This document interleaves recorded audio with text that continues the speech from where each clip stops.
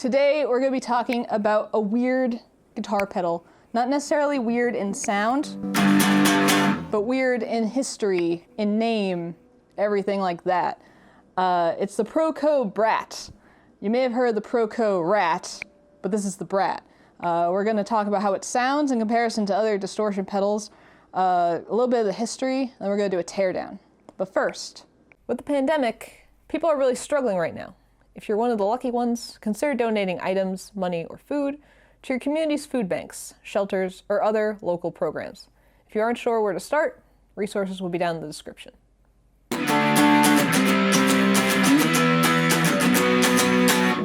So you're hearing the ProCo Brat right now. Sounds like a pretty standard distortion, and let me turn it off for a second. Probably could have sat at a better angle, but here I am. So you get a clean tone out of me.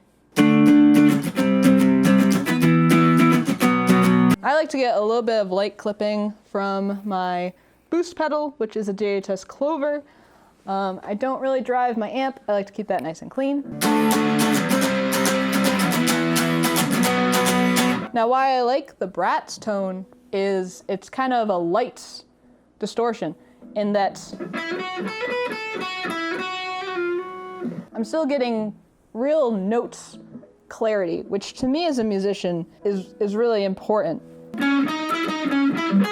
Other distortion pedals, I find you lose a bit of note clarity. Now, I don't have many to compare to, but I can play you the Boss DS1, which is their orange distortion pedal, and pretty famous. Been used by a lot of folks, including Kurt Cobain on Nirvana.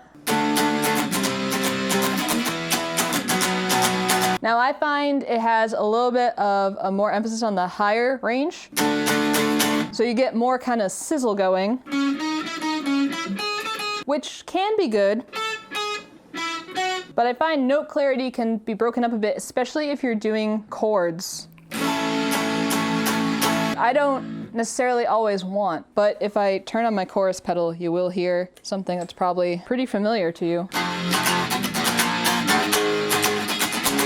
Yeah. Now, I also like to use fuzz a bit, and I have a Boss fuzz pedal. I actually fixed it last year. It was having some problems. Now, fuzz can be dangerous, because you can already maybe hear my amp has just a little bit more stuff happening. This whole thing right now is like very sensitive, and so if I do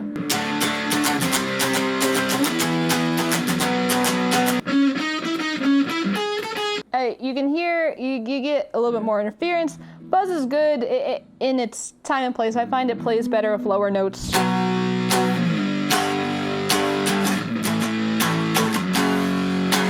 In certain styles of music, you don't necessarily want to have fuzz for like open chords. It all kind of turns to mush, as is the case with the DS1, I find too.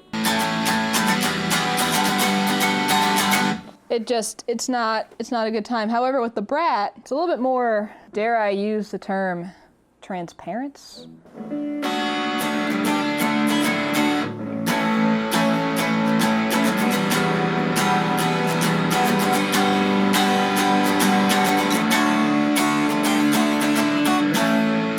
It almost plays more like an overdrive with a little bit more teeth in it, but it's not chomping too hard, you know?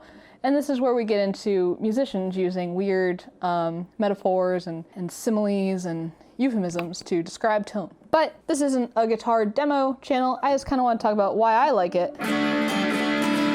Because there is kind of a reputation for the Brat to not sound good. People will think it's a bad pedal. It's described as a budget Rat. And for those that aren't aware, the ProCo Rat is a really famous pedal. When people talk about distortion pedals, they're gonna mention the Rat. To get an idea of the tone that you get with the ProCo Rat, James Hetfield and early Metallica used it. Nirvana used it from time to time when they wanted a grittier sound than their default. Bands like that. You get that kind of hard rock, good, like, fist in the air distortion. And the Brat was meant to be this kind of budget version of that, because the Rat can be kind of pricey. and it was released in the late 90s. And also, I couldn't find a reference to it now, but I remember when I was first learning about guitar pedals back in like the mid-2000s when I started playing guitar, people used to say you could get a Rat to emulate Tony Iommi's sound from Black Sabbath, which should also give you an idea of how it can sound. Now the Brat circuit is a little different, and I really like it because it doesn't add a lot of noise to my circuit. Like right now it's on, and I'm not getting that weird like, you know, fuzz buzz that you get when a fuzz pedal's on, which I think is just fantastic, because I hate extra noise. I try to eliminate as much as possible. It also plays nicely with other pedals. Let me turn on my delay and chorus.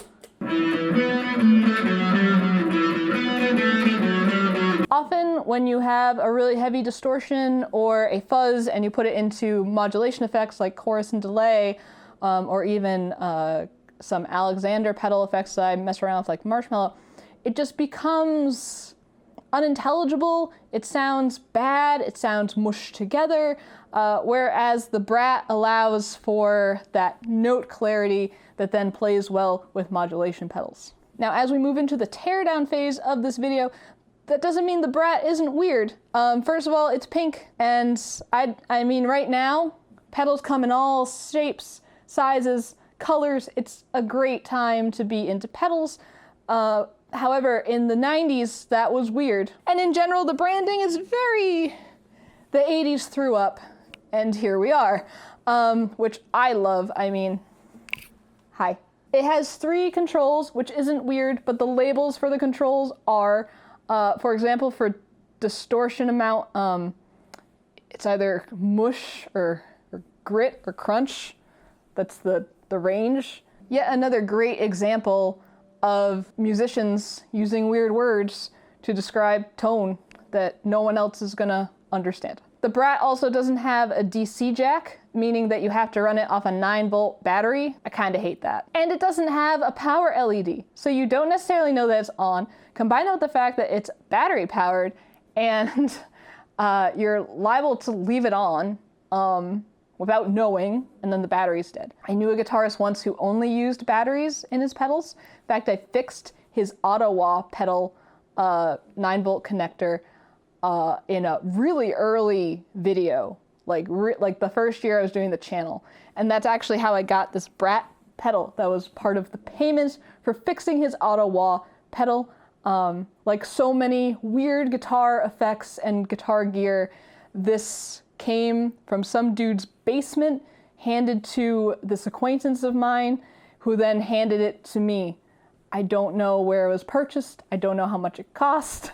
I will say, used right now, it seems like these go for like $170, like that ballpark, which is crazy. It was literally just handed to me. I don't know its history.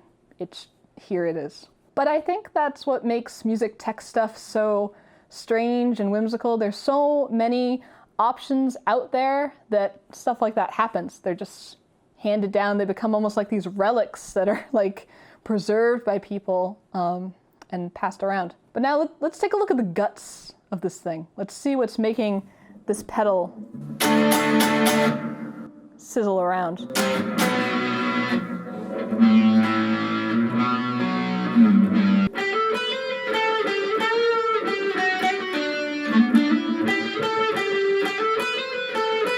All right, so we have a fully disassembled Brat. Obviously, I mean, nothing too crazy. It's a teardown. It's a pedal teardown. It's a circuit that's well known. So kind of my impressions as I take it apart, the housing assembly is actually really interesting, how there are these tracks with the front panels that get screwed into. And so it's not a full box. It's a series of panels that are held together. So this is the back panel. So I thought that was interesting. You don't see that a lot recently. Now I was gonna stop initially at just opening up the back, and let's bring it in a little closer, because I wasn't sure if really it was necessary to go all in. And we could just talk about how, you know, it's an older etch style circuit board. We've got the LM308 op amp, which is kind of a decent enough deal. There's actually some mods out there on other rat pedals that people add that op amp in, and that's kind of known as the rat op amp, and it's original in there. It's not a socket mod, so that's cool, if nothing else. Now, what intrigued me was I read in the Wikipedia article that because it is the same circuit as the ProCo Roadkill, which was a Guitar Center exclusive pedal in the 90s and even more budget than this, it had a plastic case, that it said that on the reverse of the panel, it said Roadkill on it. So I was like, well, now I have to open it up and take a look, because I could see a little sticker on here, but here's the panel, which, and let's bring it out a little. Here's the panel. First of all, this is paper. Like, if I wanted to lift this off, like, I could.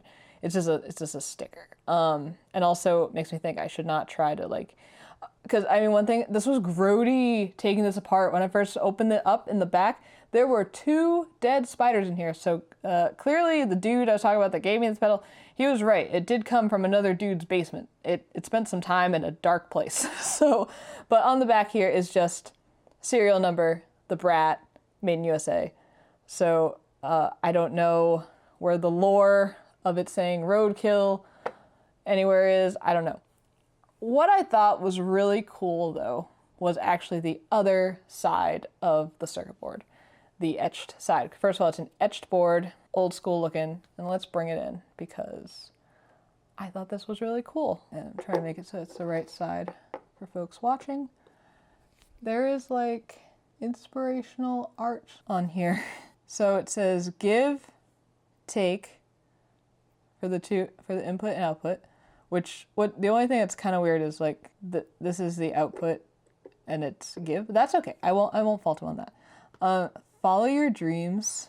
Determination is strength. And I just thought that was really cool. I don't know. I wasn't expecting that. It says Brat in cursive on here, has the legit ProCo logo, and then it says 1996. So this is a 96 Brat, so it might be an early one. So that was cool. I thought this was really cool to see, and I almost didn't get here. I was like, it's fine. I can just talk about the side circuit board, but I thought that was really fun. I like finding little tidbits like that. I just thought that was really cool. Yeah, some etched art. I've never seen that in a guitar pedal. At least ones I've opened up. Granted, I've opened up more mainstream ones, so maybe that's why. One thing I thought was interesting, these pots. Plastic heads, which I also hadn't seen before. So I thought that was also interesting. Yeah, I mean, we'll leave it here. It's the inside of the ProCo Brat LM308N circuit. Original, not a mod. And, you know, follow your dreams. That's going to do it for this video. Until next time, this has been Blitz City DIY.